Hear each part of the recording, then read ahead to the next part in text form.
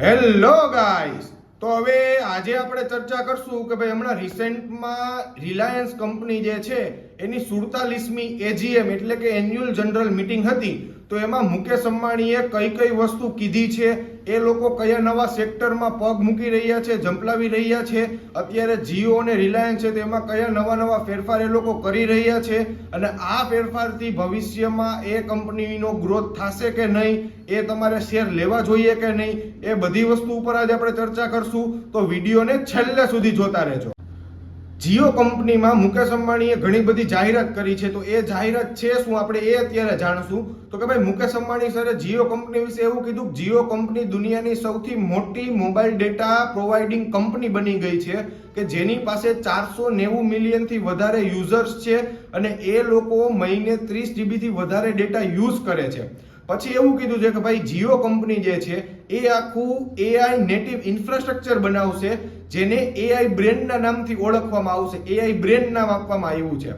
પછી એ લોકોએ એવી જાહેરાત કરી છે કે ભાઈ દિવાળી સુધીમાં જીઓના જેટલા પણ કસ્ટમર છે એ લોકોને 100 GB ક્લાઉડ સ્ટોરેજ આપવામાં આવશે, એ પણ ફ્રીમાં. એટલે કે તમે 100 GB સુધી તમારા ફોટોઝ વિડીયોઝ એમાં સ્ટોર કરી શકશો અને એના માટે જામનગરમાં ડેટા સેન્ટર પણ બનાવવામાં આવ્યું છે. પછી એ લોકો એવી જાહેરાત કરી છે કે જીઓ જે છે એ પોતાની ઇન્ડિયાની પહેલી ઓપરેટિંગ સિસ્ટમ બનાવવા જઈ રહી છે જેને જીઓ ટીવી ઓએસ જે પોતાના સેટઅપ બોક્સ છે એમાં એપ્લાય કરશે. પછી એ લોકોએ જીઓ ફોન છે તો એમાં પણ એ લોકોએ એઆઈ ને ઇન્ટ્રોડ્યુસ કર્યું છે. તો કે ભાઈ એઆઈ થી તમે કોલને રેકોર્ડ કરી શકશો, રેકોર્ડ થયેલા કોલને તમે સ્ટોર પણ કરી શકશો. અને આ જે વસ્તુ જે છે એ કોઈ તમને બહારથી કોઈ વ્યક્તિનો ફોન આવે છે જે તમને ભાષા નથી આવડતી, ઇંગ્લિશમાં તમને કોઈનો ફોન આવે છે તો તમે એને તમારી ભાષામાં વોઇસથી ટેક્સ્ટમાં કન્વર્ટ પણ કરી શકશો, વોઇસ કોલને ટેક્સ્ટમાં કન્વર્ટ કરી શકશો. એવા નવા ફીચર્સ જીઓમાં એડ થયા છે. રિલાયન્સ કંપનીમાં મુકેશ અંબાણી સરે એવી જાહેરાત કરી છે કે ભાઈ રિલાયન્સ કંપની જે છે એ 1:1 નો બોનસ શેર એપ્લાય કરશે. એટલે કે તમારા પોર્ટફોલિયોમાં જો રિલાયન્સ કંપનીનો શેર હશે તો તમને એનો બોનસ શેર મળશે. એના ઉપર એ લોકો ચર્ચા કરી રહ્યા છે. પછી તમને બધાને ખ્યાલ છે કે જે રિલાયન્સ કંપની ટેલિકોમ સેક્ટરમાં, રિટેલ સેક્ટરમાં, ઓઇલ એન્ડ ગેસના સેક્ટરમાં પણ કંપની જે છે, પરંતુ હવે એ કંપની એક નવા સેક્ટરમાં એન્ટર થઈ રહી છે, નવા સેક્ટરમાં ઝંપલાવી રહી છે. તો એ સેક્ટર છે એનર્જી.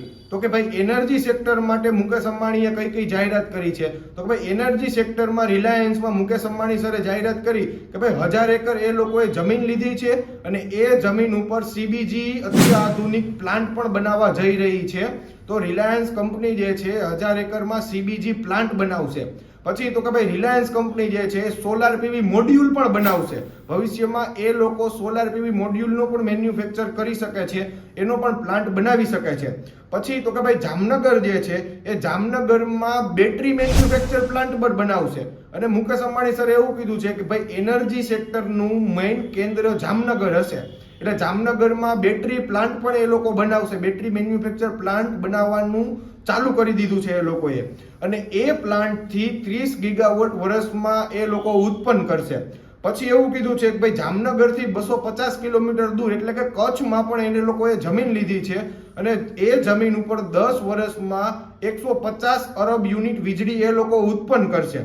પછી એવું કીધું છે કે ભાઈ હજીરા જે છે, હજીરામાં ઇન્ડિયાનો સૌથી પહેલો કાર્બન ફાઈબર પ્લાન્ટ પણ એ લોકો બનાવવા જઈ રહ્યા છે.